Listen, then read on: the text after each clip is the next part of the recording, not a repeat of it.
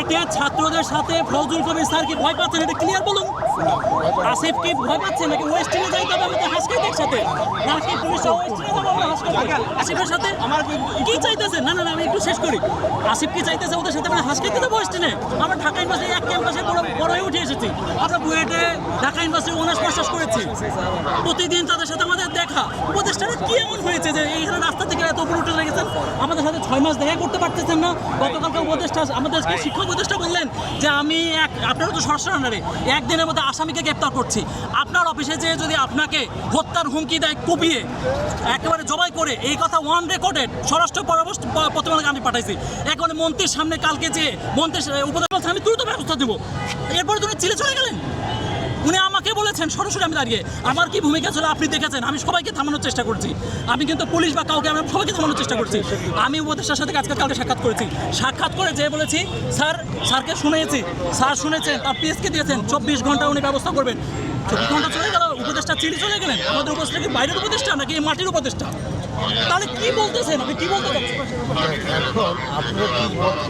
আমরা বলতে চাই সমাধান তো ইজি। আর আমরা যে উপদেষ্টাদেরকে বলেছি তারা এখানে আসবেন, কথা বলবেন। আর যদি এখানে আসতে ভয় পান, ওনারা বলবেন যে বুয়েটার সাথে আমরা আগে ছিলাম, আমরা ইঞ্জিনিয়ারিং ইউনিভার্সিটির সাথে আগে ছিলাম, একসাথে উঠেছি বসেছি, এক বেঞ্চে খেয়েছি, এক ক্যান্টিনে খেয়েছি, এখন ভয় পাইতেছি।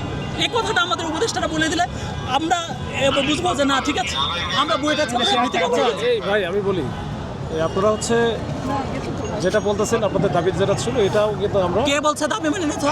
না না আরে বলি নাই তো, আমি বলছি যে আপনাদের যে দাবিগুলো ছিল এগুলো কিন্তু আমরা হচ্ছে এটা ডিসেমিনেট করছি। আজকে ডিসেমিনেট করছেন, 6 মাস ধরে দাবি করতেছি।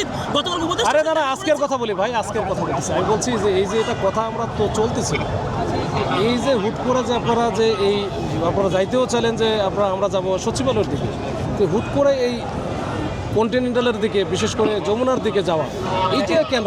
আপনার সাথে কিন্তু আমরা গত 2 দিন ধরে ছিলাম, হ্যাঁ, এবং আপনার এখানে ডিসি আমরা কিছু বলছি, একসাথে ছিলেন। দেখেন শেষ মুহূর্তে যখন প্রবলেম ক্রিয়েট হয়েছে, আমি কিন্তু বারবার আপনাদের বলছি টিয়ার সেল মারেন না, হাত পা ধরে আমি পুলিশকে বলছি টিয়ার সেল মারেন না। আমি বলি ক্লিয়ার করে বলি টিয়ার সেল মারেন না, আপনারা জল কামান মারবেন না, আপনারা হচ্ছে কোনো ছাত্রকে আঘাত করবেন না। আমি ছাত্রদের দিকে নিচ্ছি, আমি দাঁড়ায় ছিলাম এবং ওইখানে আমি কিন্তু আঘাত পাইছি। আমি ভাই আপনি দাঁড়ায় ছিলেন, এই কাজটা তাহলে এখানে করলেন না কেন? না না, আমি আপনাকে বলছি যে আমি ভিতরে যাই, ওইখানে আপনি আটকান না, এটা আটকাইছে আমরা। শুনেন, আপনাকে এরা হচ্ছে ওই যে যমুনার ভিডিও দেখেন। আচ্ছা না না না, ক্যামেরার আটকান না, এটা বলেন আপনারা উস্কানি দিয়েছেন ভাই, আপনারা উস্কানি দিয়েছেন।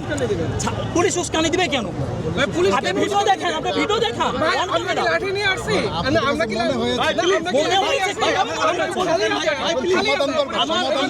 আমার মাথায় ইট খেয়েছি কখন জানেন? আমি এইখানে দাঁড়ায় ইট খেয়েছি, এখানে 140 টাকা দাঁড়িয়ে গই, পিছন থেকে কেমনে আমাকে ইট মারলো? আমি বারবার রিকোয়েস্ট করেছি, আমি ইট মারতেছে, আমরা মারতেছি না, তোমাদের লোকজন। আপনারা দেখেন, আরে আমি তো আমরা ইট মারবো না না ভাই, গোলা ধরছেন, যে আচরণটা করছেন ভাই, এটা বলেন আপনি নিজে তো গোলা ভাই, তোমারও তো আমি হচ্ছে নিজে নিয়ে গেলাম। আপনি এটা ঠিক আছে, কিন্তু আপনি যদি ব্যারিকেড তো আমি ভাঙতে দিতে চাই, আরে তুমি কেন যাবা তাহলে?